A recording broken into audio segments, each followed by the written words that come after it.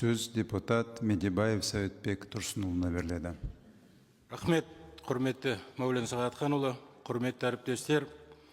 Депутаттық сауал Қазақстан Республикасының премьер-министрі Олжас Абайұлына жолданады.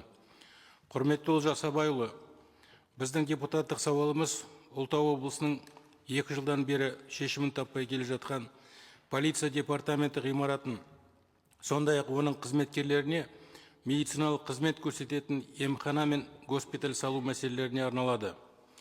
Мемлекет басшысы Қасым-Жомарт Кемелұлы Тоқаев ағымдағы жылдың басында Ішкі істер министрлігі алқасының кеңейтілген отырысында қылмыспен күресу және қоғамдық тәртіпті сақтау аса маңызды міндет және жауапкершілігі өте үлкен жұмыс. Еліміздің әрбір азаматы өзін қауіпсіз сезінуге тиіс. Ол үшін құқық қорғау жүйесі үйлесімді әрі тиімді жұмыс істеуі қажет екендігін атап өткен болатын. Мемлекет басшысының 2022 жылғы 3 мамырдағы нөмір 887 жарлығына сәйкес Ұлытау облысы құрылғаннан кейін облыстық полиция департаменті Жезқазған қаласында өз жұмысын бастады. Сол жылдың желтоқсан айынан бастап полиция департаменті Қазақмыс корпорациясы жауапкершілік шектеулі серіктестігімен жалға берілген ғимаратқа орналастырылған.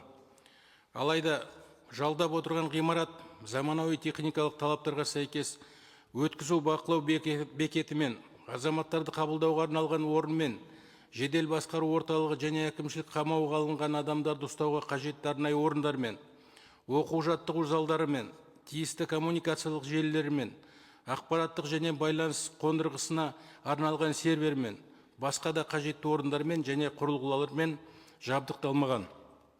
Жоғарыда аталған себептер облыстық полиция департаментінің жүктелген міндеттерін тиісті деңгейде атқаруына кедергі келтіріп, қоғамдық тәртіп пен қауіпсіздікті қамтамасыз ету жұмыстарын ұйымдастыруда қиындықтар туғызуда.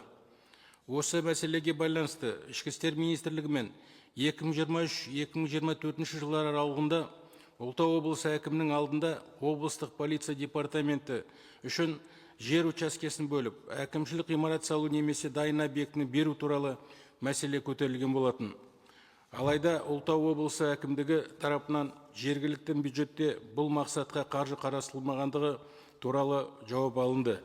Сондықтан полиция департаментінің қызметін толыққанды жүзеге асыру үшін және оның қызметін іске асыруды қамтамасыз ететін құрылымдық бөлімшелерді толығымен орналастыруға мүмкіндік беретін ғимарат әлі күнге дейін салынбай отыр.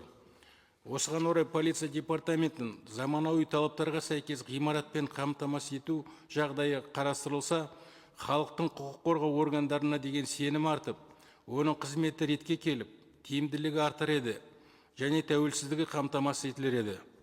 Сонымен қатар полиция қызметкерлеріне медициналық қызмет көрсететін емхана мен госпитальдің ғимараттарын салу мәселесі де осы уақытқа дейін шешілмей келеді.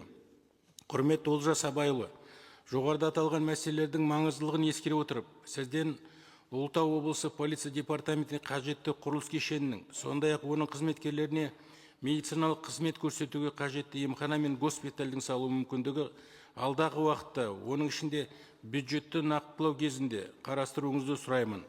Қазақстан Республикасының парламенті және оның депутаттарының мәртебесі туралы Қазақстан Республикасы Конституциялық заңның 27 бабына сәйкес депутаттық сауалды қарау нәтижелері туралы заңда белгіленген мерзімде жазбаша жауап беруіңізді сұраймын. Құрметтен депутат Медебаев Шайдаров. Рахмет.